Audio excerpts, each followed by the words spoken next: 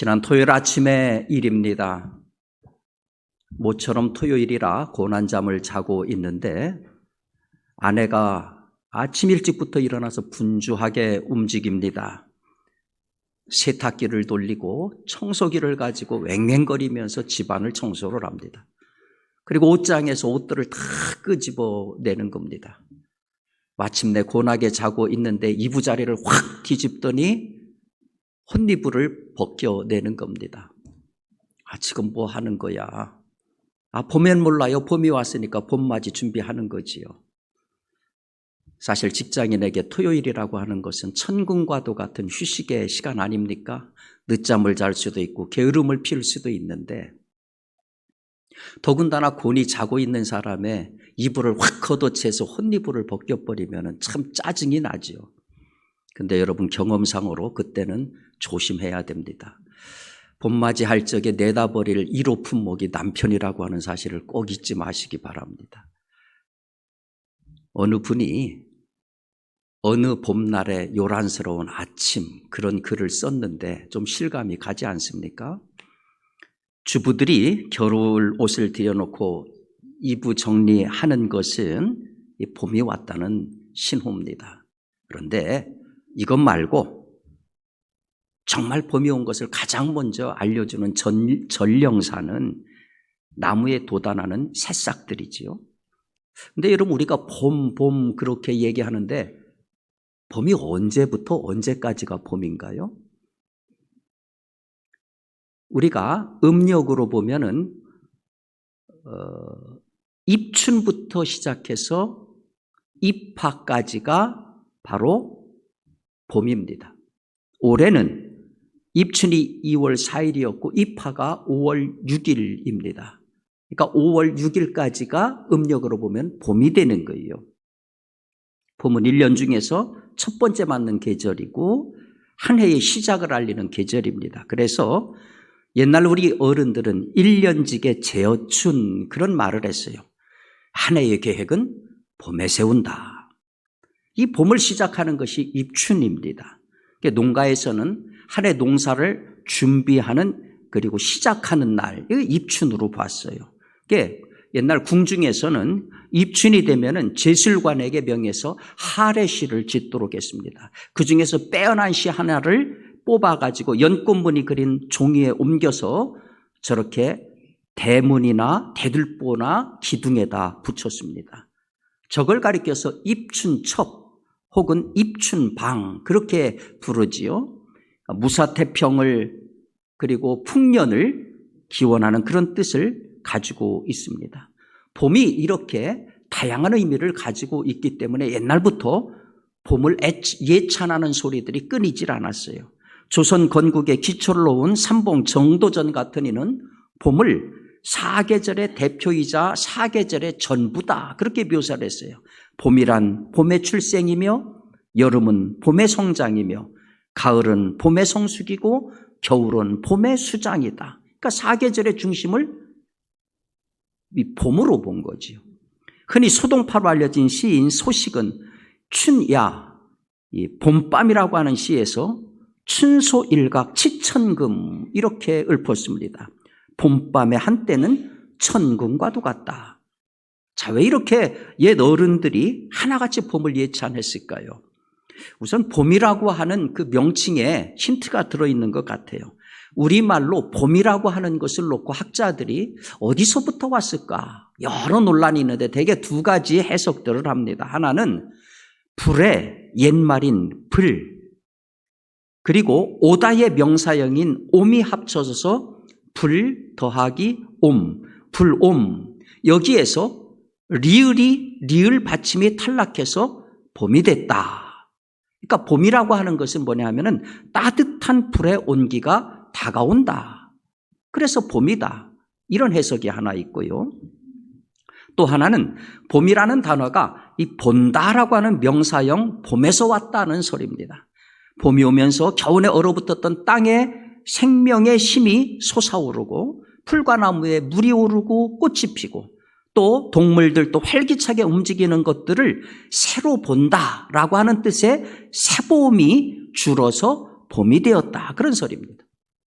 봄을 한자로 쓰면 춘이잖아요. 근데 저 춘자가 원래 뽕나무 상자와 해를 뜻하는 날일자가 합해진 겁니다. 그러니까 무슨 얘기입니까? 따스한 봄 햇살을 받아 뽕나무에 여린 새 움이 힘차게 돋아나는 때가 봄이다. 그런 의미가 저 춘이라고 하는 글자 속에 담겨져 있는 거죠. 영어로는 스프링 그렇게 부릅니다. 근데 원래 이 스프링이라고 하는 단어는 돌들 사이에서 맑은 물이 막 솟아나오는 옹달샘을 뜻합니다. 그러니까 그런 모양을 따라서 풀과 나무의 새 움이 땅을 뚫고 솟아나오고 겨울잠을 자던 개구리가 뛰쳐나오는 때다. 그래서 봄을 스프링 이렇게 부르는 겁니다. 자, 봄을 나타내는 이런 많은 명칭들을 가만히 보면은 공통점이 있습니다. 죽음으로 대변되는 겨울을 뚫고 생명이 움튼다고 하는 것. 겨울로 대변되는 정적과 움직이지 않음, 이 부동을 뚫고 움직임과 역동이 시작된다. 그런 공통점이 있습니다. 한마디로 봄은 생명의 계절이에요. 우리가 봄을 그래서 좋아하지 않습니까? 물론 여러분 중에는 사계절 중에 다른 계절을 좋아하는 분도 계실 거예요. 우리는 어떻게 보면은 사계절의 풍성함을 즐기기 때문에 선택의 여지가 많은데, 그러면 동물이나 식물들한테 있어서 봄은 어떤 계절일까요? 놀랍게도요, 그들에게 봄은 생사가 걸린 절실한 계절이에요. 개구리, 도마뱀, 우리가 양서류라고 부르잖아요. 철저히 기온에 의지하는 냉혈 동물들입니다. 추워지면 체온이 내려가고 체온이 내려가면 활동을 못합니다. 그래서 그러다가 몹시 추워지면 죽는 거예요. 우리 인간들도 체온이 25도 이하로 내려가면 죽습니다. 그래서 개구리나 뱀은 겨울이 되면 모든 활동을 중단하고 땅속 깊이 들어가서 겨울잠을 잡니다. 그러다가 따뜻한 봄이 되면 비로소 세상 밖으로 나오는 거예요. 그렇기 때문에 그들에게 있어서 봄이라고 하는 것은 좋고 나쁘고가 아니라 생명이 걸린 계절, 아주 절실한 계절이라는 거예요. 재미있는 사실은 동물들은 움직일 수가 있잖아요. 철새들은 이동을 하고 양서류들은 땅 밑으로 그렇게 이동을 해서 겨울을 지냅니다. 근데 식물들은 움직일 수가 없어요. 식물학자들의 의견에 따르면은 추위와 더위, 이거야말로 식물들이 겪는 가장 최고의 스트레스라고 합니다. 아무리 추워도 식물들은 그 자리에서 그 추위를 견뎌야 됩니다. 그래서 식물들은 동물 이상으로 추위에 대비한 만반의 준비를 한다는 거예요. 예를 들어서 낙엽을 떨어뜨리는 거, 아니면 나물줄기에 외피를 두껍게 하는 거, 이런 준비를 가리켜서 순화라고 하는데, 이 순화 과정에서 가장 필요한 것이 뭐냐면은 시간입니다. 만약 준비할 시간이 충분하지 못하면은 식물들은 동사하는 거예요. 예를 들어서 2005년 12월에 갑작스럽게 한파가 전국을 덮쳤습니다. 그때 대한민국의 대나무들이 다 죽었습니다. 그 얘기는 뭐냐면은 준비할 시간, 순화를 위한 시간이 충분하지 않았기 때문에 그런 일이 벌어진 거예요. 이렇게 보면은 식물들도 겨울은 죽은 듯이 지냅니다. 그러니 말 없는 식물들에게도 봄이 얼마나 기다려지는 절기이겠습니까? 그렇습니다. 동식물들이 봄을 기다리는 이유는 우리보다 훨씬 절박해요. 그건 생명이 걸려 있기 때문입니다. 봄이라고 하는 것은 죽음을 이기는 생명의 계절이고, 죽음 같은 마른 가지에서 생명의 움이 돋아나게 하는 생명의 계절입니다. 잠자던 동물이 기지개를 켜고 추위에 떨던 새들이 마음껏 노래하는 축제의 절기입니다. 그래서 봄은 우리를 시인으로 만들지요. 춘면 부각호, 새벽이 되는 줄도 모르고 아침잠을 깨니 처처 문제조라, 여기저기서 들려오는 새소리, 야래 풍우성, 간밤에 비바람 소리 들리더니 화락지다소라. 아마 적지 않게 꽃이 떨어졌겠지. 이 당나라 전원 시인인 맹우연처럼은 아니더라도 생명의 계절, 희망의 계절, 환희의 계절인 봄은 우리 모두를 시인으로 만들어줍니다. 여러분, 그 봄이 지금 우리한테 와 있어요. 지금 우리 눈앞에 와 있어요. 여러분 중에 누가 봄을 초대하셨어요? 하나님이 만드신 봄은 때가 되면 그냥 옵니다. 우리 노력하고 아무 상관없이 자연의 봄은 그냥 와요. 그래서 봄은 하나님이 주신 특별한 선물입니다. 근데 여러분, 제가 그림 한 편을 여러분에게 보여드릴게요. 저 그림 한번 보실래요? 이태리 화가인 산드로 보리첼리가 그린 이 프리마베라, 우리말로 하면 봄이라는 작품입니다. 저 그림을 보면 모두 190여 개의 꽃과 나무가 따스한 봄 기운을 전하는 가운데 8명의 인물이 서 있습니다.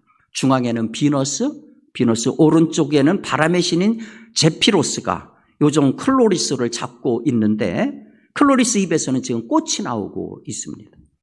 그리고 비너스 왼쪽에는 전령의 신인 머큐리와 3명의 여신이 서 있고요. 그 머리 위에는 큐피트가 활을 들고 사랑하는 사람들을 맺어주려고 하고 있는 그런 그림입니다.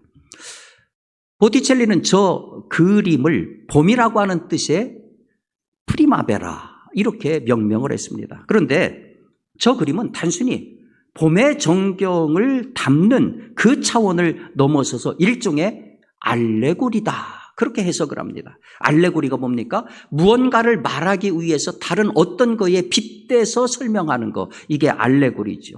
그러니까 말하자면 보티첼리는 저 그림을 통해서 중세로부터 벗어나는 새 시대, 즉 인간이 중심이 되는 인간의 봄이 왔다 하는 것을 선언하고 있는 거죠. 그래서 저 그림을 가리켜서 중세의 깊은 잠을 깨운 상징이다 그렇게 평가를 합니다. 당시 엄격했던 가톨릭의 통제 하에서 저런 결심을 하기까지 아마 상당한 용기가 필요했을 겁니다. 무슨 얘기입니까? 자연의 봄은 우리가 노력하지 않아도 옵니다. 그런데 인생의 봄, 역사의 봄, 이런 봄들은 절대 그냥 오는 법이 없습니다. 오늘 우리는 대한민국에서 정말 유사일의 최고의 자유를 누리고 살고 있습니다. 이렇게 말해도 되나 싶을 정도의 무한한 언론의 자유, 사상의 자유를 누리고 있습니다. 이러다가는 체제가 넘어갈 수도 있겠다, 위급함을 느낄 정도의 자유가 자유라고 하는 이름으로 우리가 만끽하고 있는데, 근데 우리 어르신들은 다 아실 거예요. 불과 한 40여 년 전만 하더라도 입이 있어도 말을 못하던 동토의 시대를 우리가 살았지 않습니까? 군사 정권의 폭력 밑에서 우리는 입이 있어도 말을 못했고 귀가 있어도 들어서는 안 됐고 손과 발이 있어도 움직이지 못했습니다. 그런데 그것이 그냥 풀어졌습니까? 가만히 있는데 풀어졌습니까? 수많은 젊은이들이 거리로 나와서 엄청난 희생을 치르고 얻은 자유입니다. 우리가 2주 전에 3.1절 104주년 기념 예배를 드렸습니다. 3.1운동, 참으로 일제 침략에 맨손으로 저항한 비폭력 평화 운동이지요. 그때 많은 분들이 죽었습니다. 많은 분들이 감옥에 갇혔습니다. 특별히 그리스도인들의 희생이 엄청났습니다. 오늘 우리가 누리는 이 자유라고 하는 것, 이 역사의 봄이라고 하는 것은 그냥 온 것이 아닙니다. 가혹한 대가를 치르고 얻은 것입니다. 일제 통치 하에 우리가 식민지 생활을 했는데 우리하고 비슷한 경험을 가진 것이 인도입니다. 인도 역시 오랜 기간 동안 영국의 식민지 통치를 받았지요. 인도 건국의 아버지라고 일컬어지는 인물이 바로 저 네루인데요. 이분이 독립투쟁하다가 6차례나 투옥을 당했습니다. 이 감옥에서 그때 당시 13살이었던 딸에게 편지를 보냈어요. 1931년부터 3년 동안 모두 196통의 편지를 보냈습니다. 단순한 안부 편지가 아니라 그 편지의 내용 속에는 바로 이 네루의 철학과 역사관이 들어가 있는 거예요. 약소민족도 세계사 속에서는 동등하게 존중을 받아야 된다. 서구 중심의 편협한 시각에서 벗어나서 균형 잡힌 역사관과 세계관을 우리는 가져야 된다. 이 편지들 속에 자기의 사상과 철학을 그대로 드러냈던 거죠. 저것들이 나중에 엮어져서 그 유명한 세계사 편력이라고 하는 책으로 편집이 돼서 나왔습니다. 여러분, 역사의 봄은 어느 나라가 됐든 그냥 오는 법은 없습니다. 인생의 봄도 마찬가지죠. 어느 분이 내 인생의 봄이라고 하는 글을 썼어요. 구름에 달 가듯이 덧없이 흘러간 세월 속에 검은 머리엔 어느새 하얗게 흰서리가 내리고 주름진 얼굴은 세월에 핥히고 간 흔적이론가. 길다면 길고 짧다면 짧은 내 한평생. 아득히 살아온 길 뒤돌아보니 어느새 고희가 되었구나. 정녕 내 인생의 봄날은 언제 오려나. 이름도 없이 그림자도 없이 피었다가 쓰러지기엔 너무나도 아쉬움만 남는 내 인생길이요. 이 내용으로 볼 때에 이 글을 쓴 사람이 사회적으로 큰 성공을 거둔 인물은 아닌 것 같아요. 큰 명예를 거둔 분도 아닌 것 같아요. 고의가 넘은 나이에도 내 인생의 봄날은 언제 오려나 그 얘기하는 거 보면은 아마도 그의 남은 인생 속에서도 그가 꿈꾸는 그런 봄날은 영원히 오지 않을 것 같다는 생각이 듭니다. 대개 우리가 저런 식으로 인생의 봄이라고 했을 때 그 인생의 봄의 정체가 뭐겠습니까? 내 인생의 황금기, 전성기 뭐 이런 거겠죠. 가장 잘 나가고 모든 일들이 잘 풀리고 내가 원하는 것들이 다 이루어지는 인생의 서미트, 최정점에 사는 것. 모두가 부러워하는 그러한 삶을 사는 것을 아마 인생의 봄 그렇게 여길 겁니다.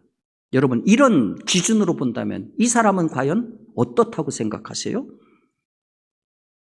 소아시아 길리기아 출신으로 헬라 문명에 정통한 사람, 율법에 흠이 없었던 바리새인 중에 바리새인, 로마 시민권자, 당대 최고의 율법학자인 가말리아의 탁월한 제자로 율법에 정통한 랍비, 사도 바울 얘기죠. 특별히 여러분이 사도 바울을 얘기할 적에 우리가 빼놓을 수 없는 인물이 가말리엘의 제자였다라고 하는 겁니다. 이 가말리엘이라고 하는 사람은요, 유대 사회에서 최고의 율법학자로 명성이 찾아있던 분입니다. 그의 집안 자체가 너무 화려해요. 그의 할아버지가 유명한 현자였던 힐렐인데 산헤드린의 의장이었습니다. 그의 아버지가 시몬이었는데 역시 산헤드린의 의장이었습니다. 가멜리엘도 할아버지 아버지를 이어서 산헤드린의 의장이 된 인물입니다. 유대인의 역사상 이런 식으로 산헤드린의 의장이 3대에 걸쳐서 나온 적이 없습니다. 가말리엘이 얼마나 탁월했는가는 탈무드의 기록에 이렇게 기록이 되어 있어요. 라반 가말리엘 원로께서 돌아가시자 토라에 대한 존중은 끝이 나고 순결과 경건도 죽어버렸다. 와, 한 인물을 놓고 이 정도 평가할 수 있다는 거 얼마나 대단합니까? 바울이 바로 이렇게 엄청난 가말리엘 문화의 엘리트 중에 엘리트였습니다. 이력만으로 보면은 바울은 당대 최고의 인생의 찬란한 봄날을 부가했던 인물이었다는 거죠. 당시 유대교는 이스라엘의 국교였어요. 그 유대교 율법이라고 하는 것은 단순한 종교를 넘어서 유대인들의 법이자 삶의 터전이었지 않습니까? 바울은 바로 그 율법에 정통했던 랍비입니다. 그런데다가 율법에 대한 열심히 특출했던 사람입니다. 예수의 제자를 생포하기 위해서 자기 생업을 전부 포기하고 그 먼 땅 다메섹까지 스스로 출장을 갔던 사람입니다. 당연히 유대인들 입장에서는 환영받을 인물, 전도가 유명한 인생의 봄날을 구가하던 그 바울입니다. 근데 여러분, 그런 바울을 예수님이 그냥 두지 않았습니다. 다메섹 도상에서 예수께서 바울을 거꾸로 틀었습니다. 눈멀게 해서 아무것도 못하게 했습니다. 자기 스스로는 아무것도 할 수 없는 존재로 만들었습니다. 우리 상식으로 보면은 이렇게 되면은 바울은 더 이상 인생의 봄날이 아닙니다. 왜 예수께서는 잘 나가던 인생의 봄날을 구가하고 있던 바울을 구렁텅이로 떨어뜨렸을까요? 이걸 푸는 열쇠는 어렵지 않습니다. 바울이 했던 것을 되짚어 보면 답이 보입니다. 그가 다메섹에 오기 전까지를 한번 여러분 회상해 보십시오. 바울이 성경에 처음 등장하는 것은 스데반이 죽을 때입니다. 스데반이 죽는 살인을 방조하고 지극히 정당한 것으로 여겼습니다. 기독교인들에 대한 지독한 박해로 예루살렘 넘어서까지 이 바울의 명성이 자자했습니다. 대제사장의 권세와 위임을 받아가지고 다메섹까지 기독교인을 체포하러 나갔던 열혈분자였습니다. 자, 이 모든 바울의 모습을 한마디로 요약하면 이런 거죠. 무서운 바울. 죽음을 몰고 다니는 바울. 우리가 봄을 소중히 여기는 게 뭡니까? 봄이 바로 생명을 가져오는 생명의 계절이기 때문입니다. 죽음과 사망의 계절인 겨울을 이기고 생명을 가져오기 때문에 역사의 봄이라고 하는 것도 온갖 독재와 죽음의 세력을 물리치고 사람답게 살아가는 생명을 회복했기 때문에 역사에다가 봄이라고 하는 수식어를 붙여주는 거잖아요. 그렇다고 하면은 이 바울은 찬란한 인생의 봄을 살았다고 볼 수 없습니다. 왜냐하면은 바울이 가는 곳마다 죽음이 따라다녔기 때문입니다. 예수 믿는 사람들을 잡아 죽이려는 살기가 두 눈에 항상 가득했습니다. 그리스도인들은 그 바울을 피하기 위해서 도망다니기에 바빴습니다. 한마디로 바울, 공포의 인물, 죽음을 몰고 다니는 인물이었습니다. 여러분, 자연의 봄이든 인생의 봄이든 아니면 역사의 봄이든 어떤 봄도 사망과 죽음의 봄은 없습니다. 그렇다면 찬란한 스펙과 배경에 둘러싸인 이 바울은 생명의 봄날을 산 것이 아니라 죽음의 겨울을 산 것이지요. 예수는 그런 바울을 넘어뜨렸습니다. 그리고 생명의 진짜 봄날로 그를 부르셨습니다. 이 사람은 내 이름을 이방인과 임금들과 이스라엘 자손들 앞에 전하기 위해 택한 나의 그릇이라. 여러분, 다메섹에서 예수 그리스도를 만난 이후 바울의 삶이 어땠습니까? 바울 스스로가 이렇게 얘기했습니다. 내가 수고를 넘치도록 하고 옥에 갇히기도 더 많이 하고 매도 수없이 맞고 여러 번 죽을 뻔하였으니 유대인들에게 40에 하나 감한매를 5번 맞았으며 3번 태장으로 맞고 1번 돌로 맞고 3번 파손하는데 일주야를 기품에서 지냈으며 여러분 여행의 강의 위험과 강도의 위험과 동족의 위험과 이방인의 위험과 신의 위험과 광야의 위험과 바다의 위험과 거짓 형제 중에 위험을 당하고 또 수고하고 애쓰고 여러 번 자지 못하고 줄이고 목마르고 여러 번 굶고 춥고 헐벗었노라. 이게 무슨 범죄를 저지른 사람의 이력이 아니에요. 다메섹 사건 이후에 바울은 복음을 전하면서 이런 엄청난 고초를 당했습니다. 아니 저게 무슨 인생의 봄날입니까? 저거야말로 지독한 인생의 겨울을 산 거 아닙니까? 만일 하는 일마다 만사형통하고 고생하지 않고 풍족하게 사는 것을 인생의 봄날이다 이렇게 규정하는 분들에게는 당연히 바울은 인생의 겨울을 산 인물이 맞습니다. 그런데 다시 말합니다. 자연의 봄이든 역사의 봄이든 인생의 봄이든 봄의 필요 충분 조건은 생명입니다. 생명. 자, 어떤 사람이 그의 인생이 인생의 봄을 살았는가 아니면 인생의 겨울을 살았는가 판단하는 기준은요 간단해요. 거기 생명이 있는가? 그가 생명의 역할을 했는가? 그가 가는 곳에 생명의 역사가 일어났는가? 네, 그렇습니다. 바울은 세상 사람들이 말하는 인생의 봄을 구가한 인물입니다. 그런데 실상을 들여다보면 사실은 죽음을 사는 인물입니다. 왜냐하면 그가 가는 곳마다 죽음을 몰고 다녔기 때문입니다. 예, 그렇습니다. 바울은 예수 만난 후에 고난의 인생을 살았습니다. 세상으로 봤을 적에는 완전히 인생의 겨울을 산 인물입니다. 그런데 뚜껑을 열어보니까 실상은 그렇지 않아요. 진정한 인생의 봄을 살았더라는 거죠. 왜냐하면 그가 가는 곳마다 예수로 인한 복음이 들어갔고 그가 가는 곳마다 예수로 인한 생명이 전해졌기 때문입니다. 사랑하는 여러분, 인생의 진정한 봄이라고 하는 것은 생명이신 예수를 만난 자들만이 누릴 수 있는 특권입니다. 1917년 제임스 플래그라라고 하는 사람이 미 육군을 모집하는 징집 포스터를 그렸습니다. 이 샘 아저씨가 흩날리는 하얀 머리카락 위로 반듯한 모자를 쓴 준엄한 얼굴을 하고 이렇게 말합니다. 저기 글자죠. I want you for US Army. 미육군을 위하여 나에게는 당신이 필요합니다. 하나님께서는 우리에게 생명을 위한 변화의 대열에 동참하라. 그렇게 초청을 하십니다. 하나님은 바로 여러분과 제가 이 변화를 일으키는 복음을 통해서 변화를 일으키는 사람이 되기를 원하십니다. 여러분이 가는 곳마다 달라지게 하시기 바랍니다. 여러분이 있는 곳마다 생명이 살아나게 하시기 바랍니다. 여러분을 만나는 사람들마다 행복해 할 수 있게 만드시기 바랍니다. 생명의 말을 하십시오. 희망의 말을 하십시오. 살리는 말을 하십시오. 다른 사람을 행복하게 해주는 작은 친절을 베푸십시오. 그러면 여러분은 진짜 인생의 봄을 사시는 겁니다. 하나님은 여러분에게서 봄을 보기 원하십니다.